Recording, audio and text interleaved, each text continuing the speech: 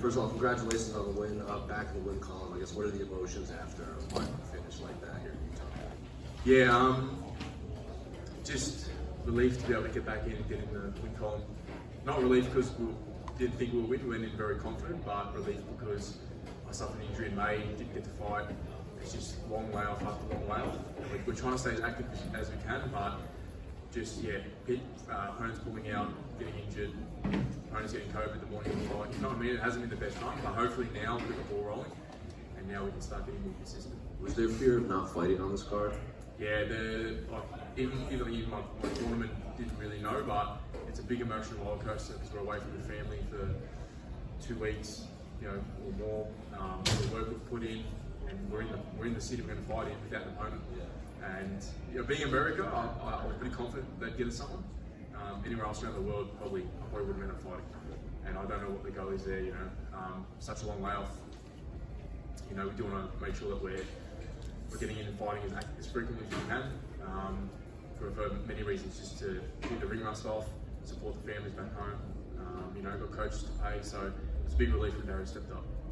Mentally, what was it like? Like you said, you're in camp, but you don't have an opponent, so you don't really know what to prepare for. You don't know when to go all out or kind of dial back. So mentally, what was going on in camp without an opponent here?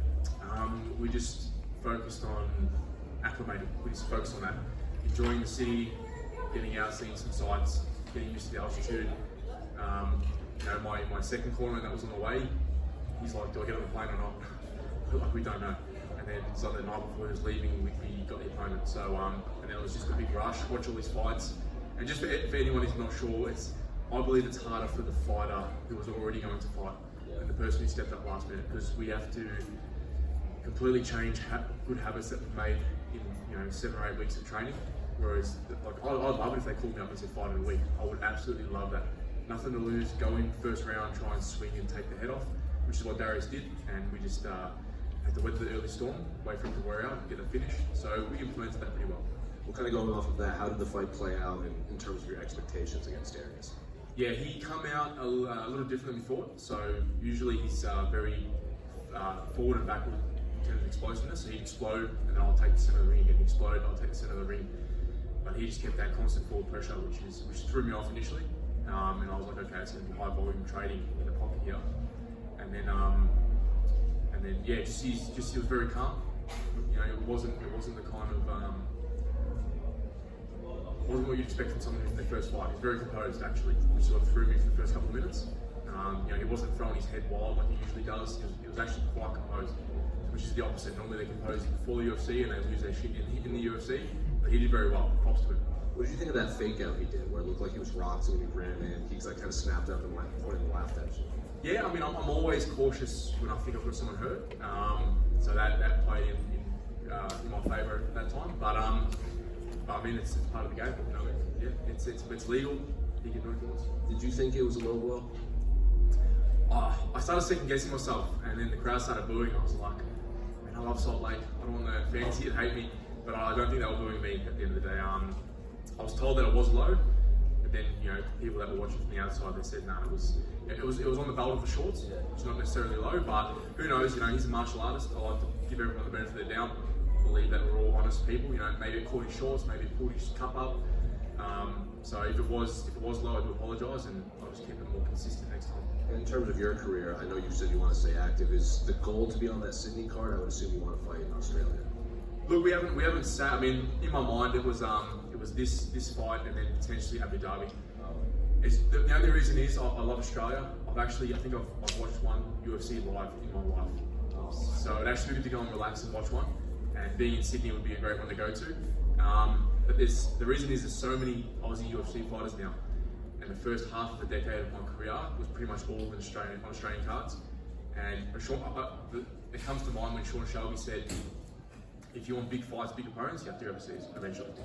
You can keep fighting in Australia, but we're not going to be able to get these ranked guys to you. You got to go to them. So that always stuck in the back of my mind. So that's why when I say I'm not fussed if I fight Australia or not, that's the reason why. And I wouldn't have missed this event for the world. BMF title, huge fight, huge card. All finishes so far. I think it was like sub knockout. It's just such a good card to be a part of. Is there any names you want in Abu Dhabi? Kevin Holland, called me out at weigh-in. Like, we're fighting in. What did he say? I called him out a long time ago because I was trying to get. I think it was when my opponent pulled out and I was in Vegas. I was calling everyone out. Pontenivio blocked me on Instagram, by the way. Kevin Holland, everyone. And then he goes, Jake, did you call me out? I go, yeah. He goes, we're fighting in 2 weeks. I'm like, relax, man. Like, we'll fight, but let's win these fights first. So, if he did mean that, then we could tear that up. That'd be a fun fight. I've wanted that for a long time. Last one from the unrelated to the fight. Is that the brand of sacrifice tattoo behind your ear?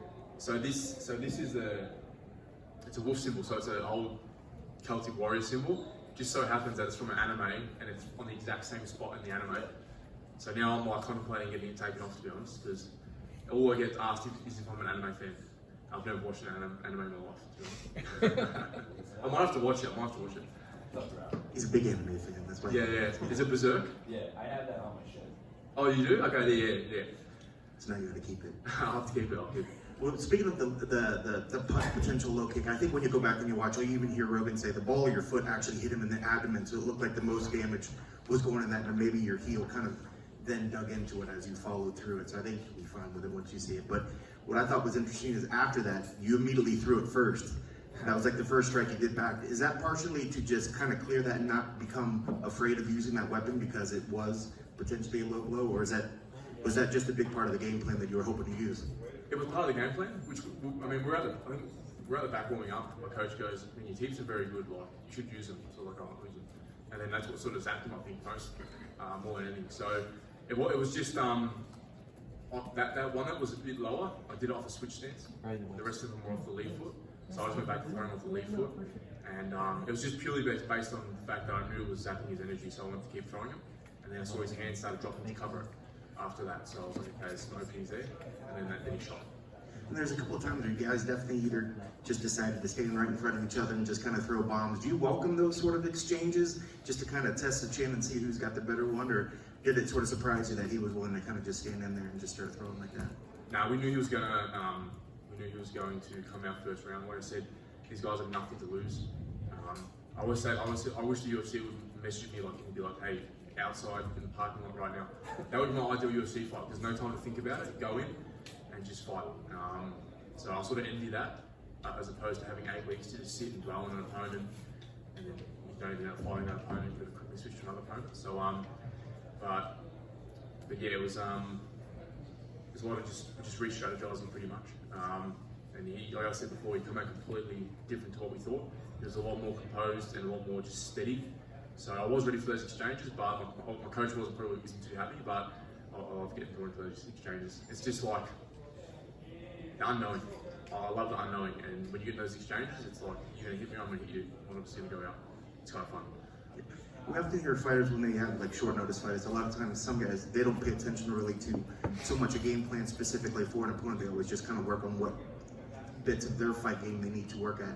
But it sounds like you're the type that you guys did want to look at, film. You wanted to see what sort of stuff. And did you alter the game plan according to what you thought he would bring out there? Yeah, we did. Initially, we wanted to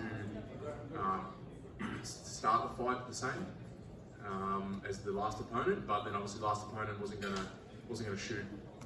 Probably likely not to shoot it at all, and he wasn't going to stand and trade and not as good off the back foot. Whereas Darius didn't really give me the forward pressure at all. He sort of kept me moving backwards. So yeah, there was some retweaking there, and completely. The last guy was 6'2", 6'3". Darius was a lot shorter, a lot smaller. He likely to shoot as well. So it was a complete 180 from the opponent that we did have. So it was just a big scramble, and to be honest, like I said, sometimes going into a fight and just focusing on what you're good at is the better option. So we have a balance. We don't like to look at opponents too much because it's mentally draining, but you do need to know their strengths and weaknesses, and you do need to know where you can take advantage of your strengths. And last thing for me, when you got the choke on, it almost looked like he was ready to tap before you ever secured it in. Could you feel that he was sort of waning in those moments? That I think the commentary said that you beat him into submission because he was willing to tap before you ever secured it. Could you notice that at the very end? Yeah, when we hit the ground, I could just feel I thought I was going to TKO initially, and then I learned this from he's no longer in the UFC, but Zuba Tukubov. So he actually came out to Melbourne. We trained with him, And he planted that in my head. He said, don't rush, don't force submission to let them give it to you. Because then you know that you're going to get 100%, you know? If you jump on something and rush, you're likely to fall off or they're likely to defend. If they give their back and they're willing to tap, that's when you know you've got it. There's no better feeling, you know, you can get a quick sub or a quick knockout. There's no better feeling than making someone quit and break them down. It's a bit sadistic, I guess, but I like breaking people down over time like that. We always say, you know, use the scalpel first and then hit him with the hammer later. Yeah, thank you. Any more questions? Was it just Zubair you trained with, or was there any other Dagestanis that you trained with? It was just Zubo at that time that came to Melbourne, yeah. I think it was after the Perth card. They all went off elsewhere and he came down and met us. One more right over here. Yep. 5 of your 8 submission wins are by rear naked choke. Would you say that is your favorite submission? It's probably just the most common one that we end up in. You don't really see many subs off your back. I think in my early fights, it was all triangle chokes. Yeah, that was one of my main subs, but you know, everyone's good on the ground now. You don't want to be playing off your back against anyone.